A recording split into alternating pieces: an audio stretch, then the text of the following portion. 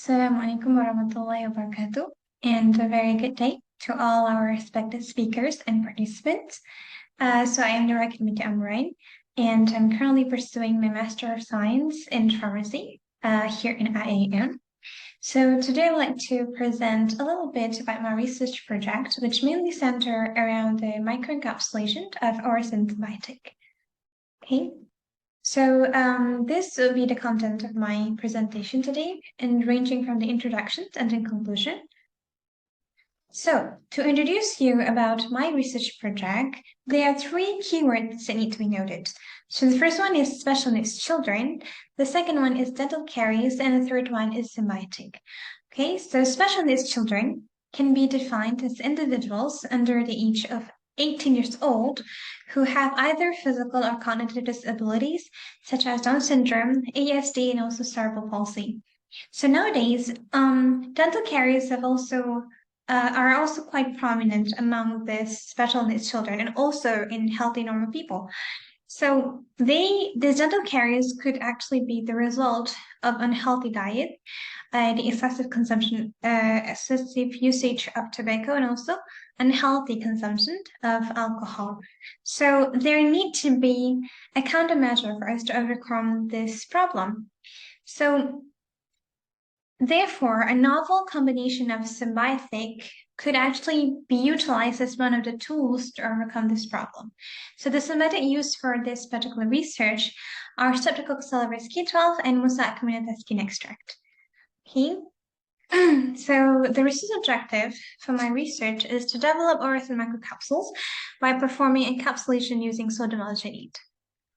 And it is hypothesized by the end of the study, the particle size of the microcapsules depends on the flow rate of the alginate mixture and the voltage used.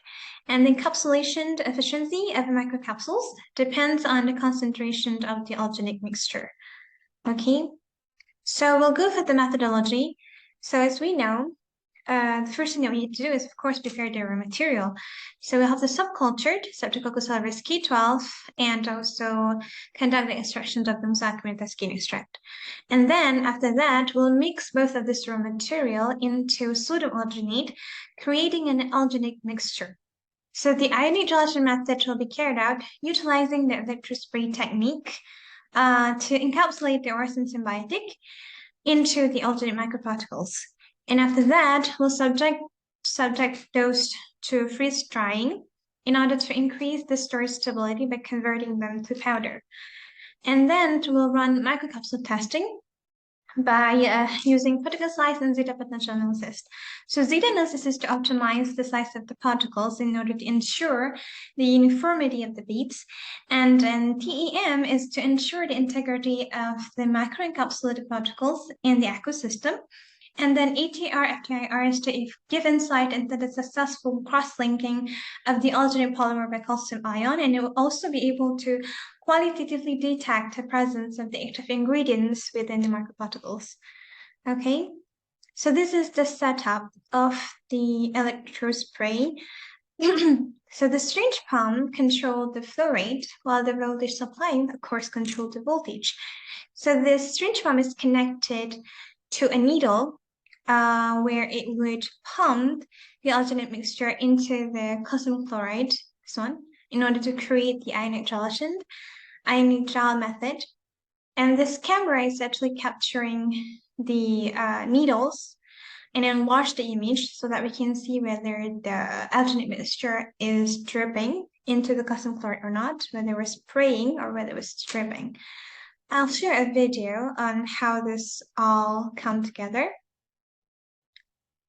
So this syringe pump control the flow rate. So it's putting the syringe containing the alginate mixture into the needle. And this is voltage supply, which control the voltage. This is the needles connected to the syringe pump. And then to the camera. So the camera actually directed towards the needle and enlarge the image so that we can see drop by drop, or the spraying of the alternate mixture into the calcium chloride. The one in the picture is calcium chloride. Okay, so the result included encapsulation efficiency, the particle size, and the pictorial design analysis of the orison alginate beads. Okay, so prior to starting the real research, we have to conduct primary studies in order to figure out what variables actually controlled what result, right? So based on my primary studies, based on the test run, as you can see from your naked eye observation, the higher the voltage, the lower the flow rate, the smaller the size of the particle. So we can see that the one that actually controls the particle size would be the voltage and flow rate. And based on this, we can conduct the next step of the study. So we have to create a standard curve for the extract in order for us to calculate encapsulation efficiency, which will go next. So encapsulation efficiency, we actually calculate how many of the concentration of the alternate mixture can be encapsulated. So I found that the higher the alternate concentration, the higher the EE percentage would be, meaning that a whole lot more of the particles and the skin extract will be encapsulated, will be inside the capsule instead of leaking to the surrounding if we increased the alternate concentration. And this is the particle size, which is measured using digital microscope. And as you can see, it is measured in micrometer, and it is quite high, actually 349 micrometer. We are trying to optimize the parameters so that we can reach the size within below the 50 micrometer. So we're trying to optimize the parameters in order to adjust the size to our desired size. Okay, so this is spectral design using the packet burning screening design. So this is the screen which variables provided the most effect towards our result. So as you can see, the lowest particle size, the smallest one actually is having a low flow rate and high voltage. Right, if it is a small one, meaning that the voltage is high and the flow rate is low, which shows that a lower flow rate and a higher voltage control the size of the particle. And the encapsulation efficiency is highly affected by the alternate concentration. So the higher the alternate concentration, the higher the EE percentage. So it shows that the encapsulation efficiency percentage is highly affected by the alternate concentration.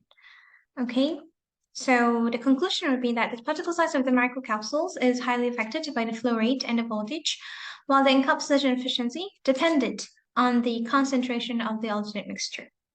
Okay, so these are the references, and that is, thank you.